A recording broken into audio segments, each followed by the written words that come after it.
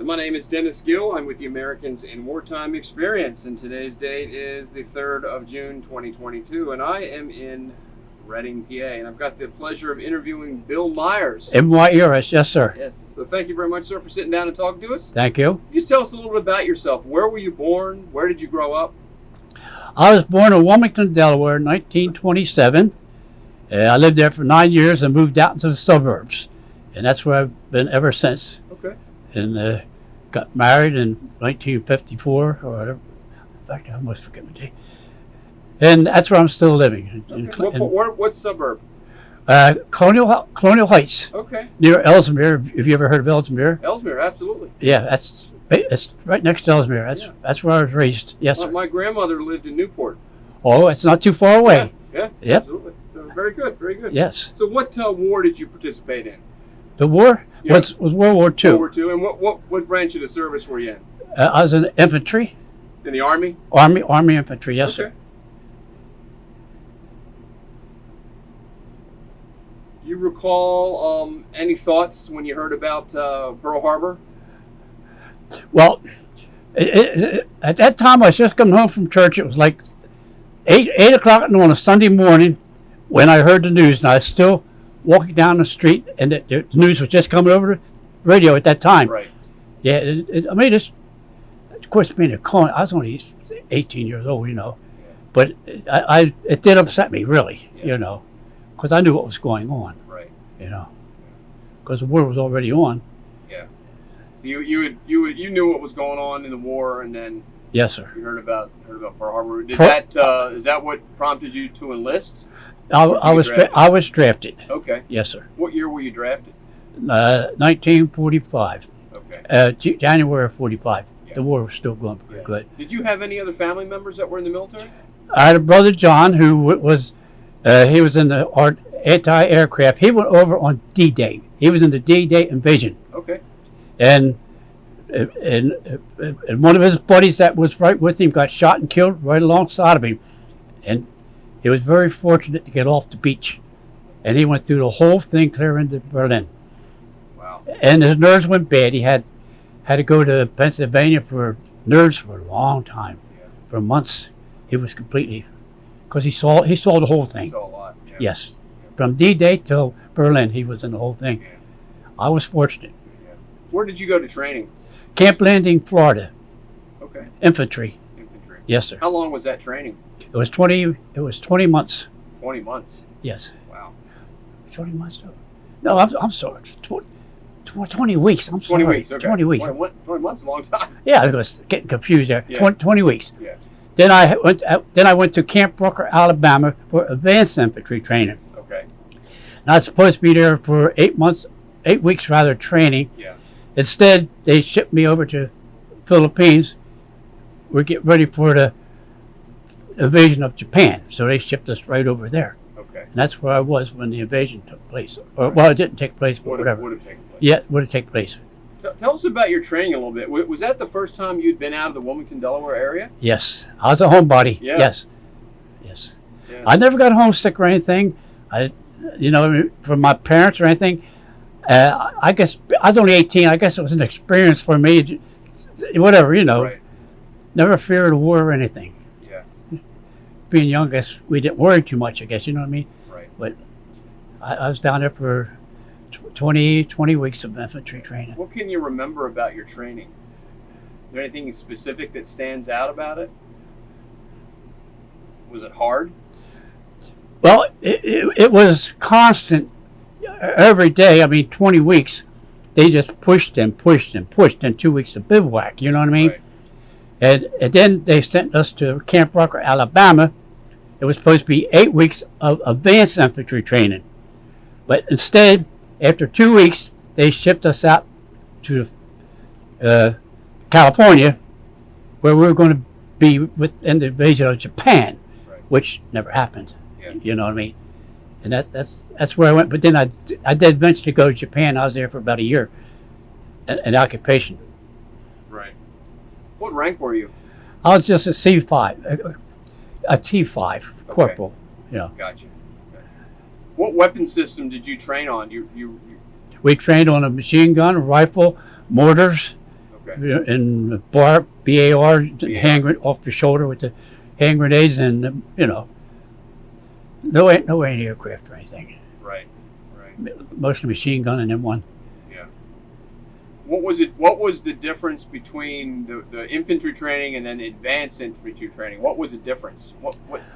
Well, actually, the advanced infantry training was I really can't explain it because I was supposed to be there for 8 to maybe 10 weeks, but I was only there 2 weeks. Yeah. So we're just getting acclimated to it, I didn't really know what we were going to do. Right. Because the war in Japan was getting to a point where, going to invade. So I only got 2 weeks, actually, at Camp Rucker. And then you go to the Philippines. I went to the Philippines, yes. Yeah. Mm-hmm. And what did you do while you were there? We done more training in the Philippines. Okay. Yes, sir. And that was training for an invasion of Japan? They're going to invade Japan. Right.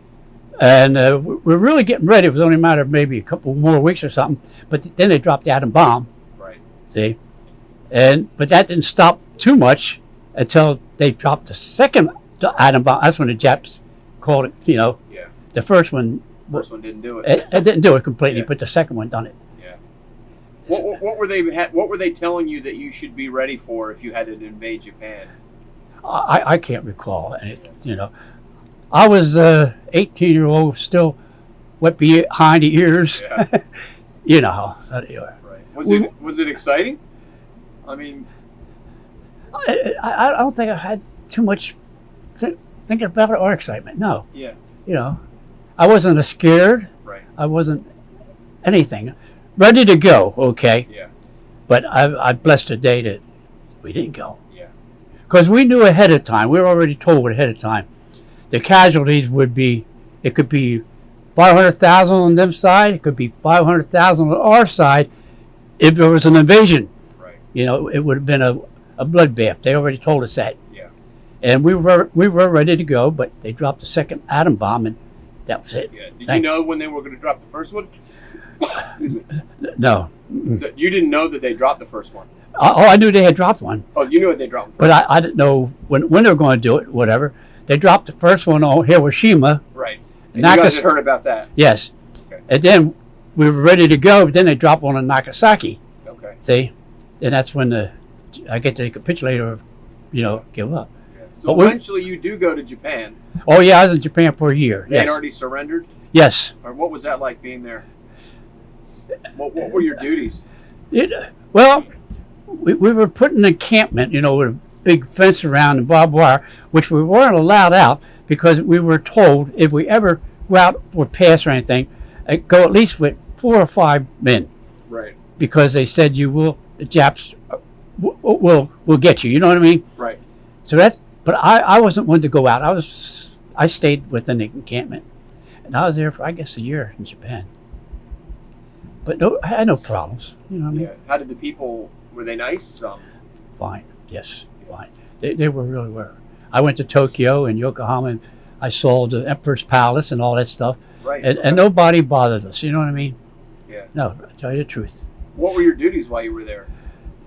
All we did was, just keep training a little bit. You know what I mean? Nothing real, because I guess the war was about over. You know what I mean? But we had to get up and march and do our training just like we did when we were training for it. You know what I mean? But I wasn't nervous. I wasn't scared, and never gave it a thought. When 18 years old, yeah. I mean, what can I say? 18 years old, you don't worry as much. Right. If you're 21, 22, maybe you think a little bit more. Yeah. Yeah. But we were ready to go, full force. What kind of things did you do when you weren't training for recreation while you were in Japan? You said you went to Tokyo and things like that. Well, my recreation, I was more or less a very quiet, shy person. I didn't go out. I always stayed in camp, in the day room, and I played table tennis. Okay. And believe it or not, I was the best, if not one of the best table tennis players, including I even whipped the Florida champion, his tail. That is where I spent my time, in the day room playing table tennis. I wasn't the kind of person, I didn't drink, that's the thing. Right. See, I never had a drink in my life. Never. Okay. I never had a cigarette in my life. Either one of them I have never touched. Not to brag about it, Right. but I never had the desire for it, you know. So that's why I stayed in the camp, because I didn't drink. Buddies went out, you know, Yeah. chasing women.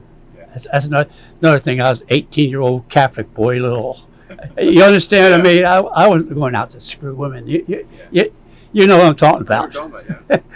You know how these guys were. I wasn't that kind. Yeah. I stayed in the day room, played table tennis and whatever else, had friends. I played music. I played a guitar. Okay. And I played, even when I got out of the Army, I played with bands. I played guitar and sang for years. Yeah. And that was what I done when I was in the Army. Played the guitar and sang. Yeah. I didn't drink. Right. I can honestly tell you, I haven't had a drink or a cigarette in my life. That's you know, Yeah. Wow. I don't care. My buddies, they could drink and smoke, do it. I didn't care what anybody else did. It didn't bother me because I never done it, and my family were not drinkers. Yeah. You know what I mean? Yeah. Including my dad. Not that they didn't take a drink, but I never took a drink. Right. I can honestly say I never took a drink in my life. Yeah. That's hard, but I So have. when you did go out, did you sightsee?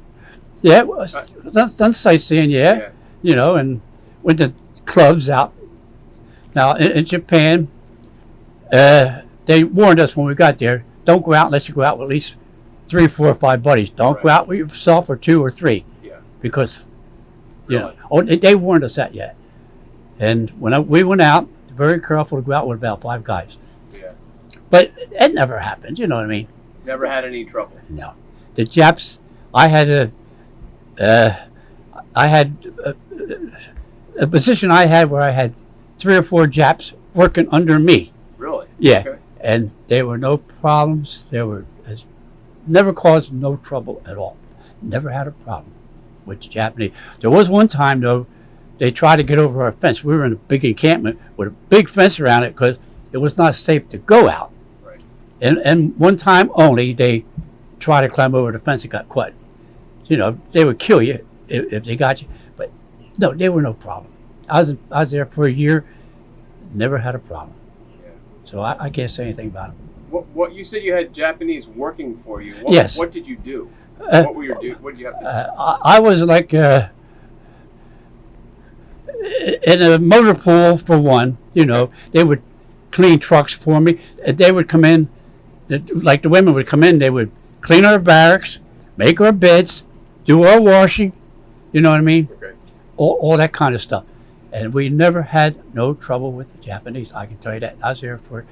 I was among the first occupational troops to go to Japan. No problem. Yeah. We anticipated, but honest, we had no problem. Do you have any interaction with Japanese soldiers? No, sir. Well, I had 2 Japanese boys. They were kamikaze pilots, Okay. and they were like 16. They worked for me. In other words, in a motor pool. I'd make them come in, clean the trucks, change the oil, sweep up the motor pool. Never had a minute's trouble. We got along fine. Right. Nobody bothers. But if we went out, which I did, I was more or less a loner. If you went out, don't go out unless you're 4 or 5 guys. Yeah. You know what I Just mean? in case. To be safe. Yeah, they that's when I first occupied Japan. Because I went over there right away. As soon as the war ended, I went over right away. But they did tell us, don't go out unless you go out with 3 or 4 guys. Because if you don't, you ain't coming back. But that didn't happen. Nobody got hurt, honestly. How did you keep in touch with your family? My family? Yeah, you write letters or All constantly. I was constantly getting letters, and I wrote more letters. I was a homeboy. Yeah.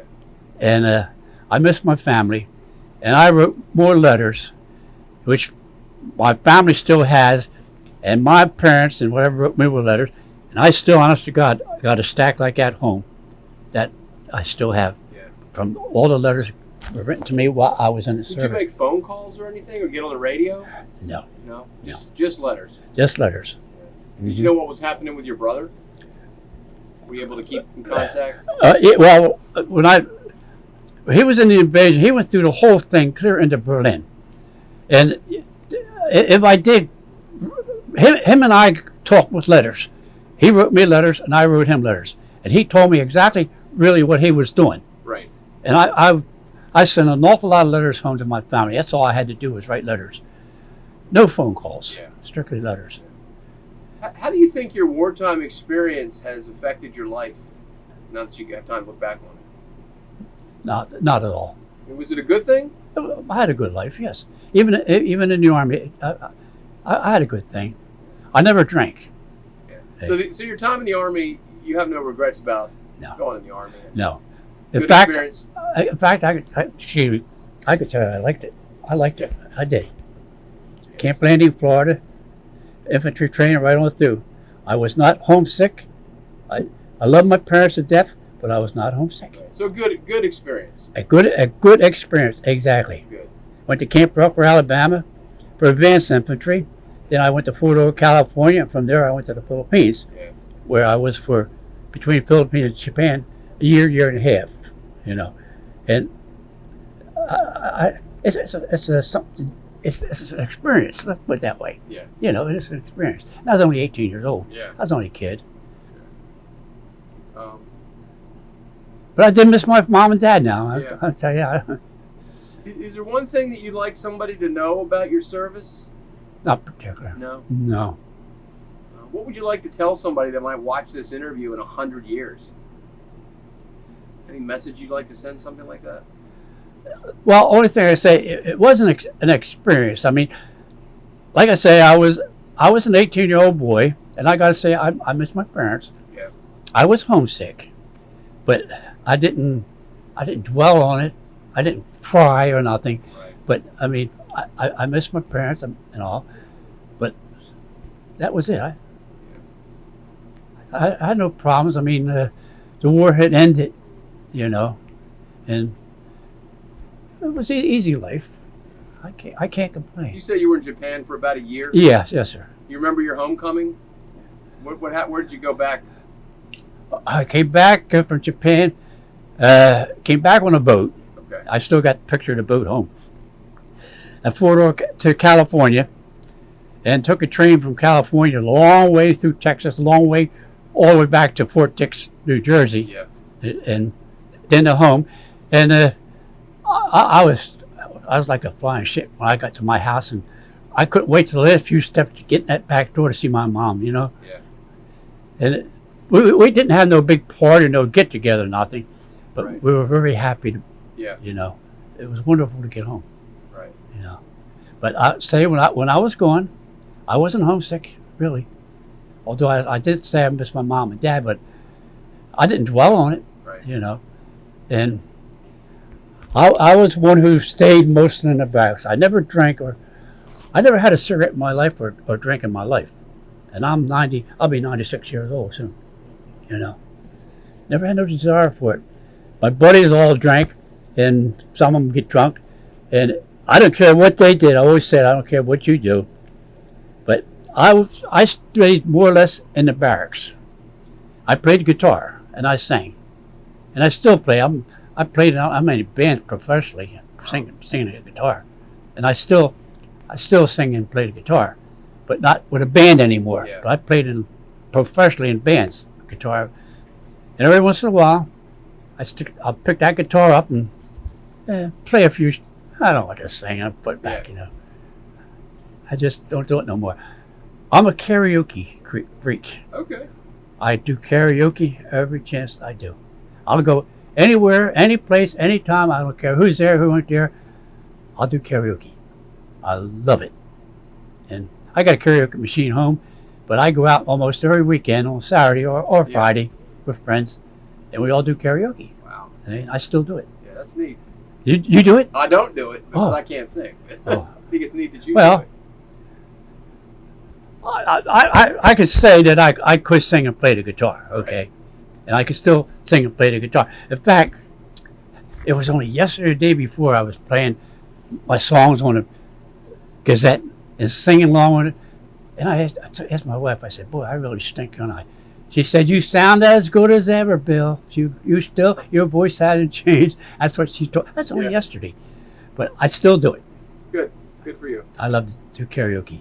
Is there anything else that you'd like to talk about that we didn't talk about? Anything I didn't ask you that you want to mention, or did we cover it all? I can't think. I'm going to be honest with you. I mean, I had a wonderful life as a child. Like I said, I had the most wonderful parents Right. a man or boy could ever have, and I had 3 sisters and 2 brothers, and we all loved each other dearly. Never had a problem between the family. You know what I mean? Yeah. They're all gone. I'm the only survivor. I'll be 96 come January, but I'm the only one left. All other 7 have disappeared. You know, but I lived a good life. Good. I can't complain. You know, I'm happy to be here. You know, it was 9 years ago. Last time I was here, Yeah. 9 years ago, and I I enjoy it. I want to thank you for talking to us, sitting down and telling your story, and Oh, I want to thank you for your service to your country. I thank you Very kindly. much Now. appreciate it.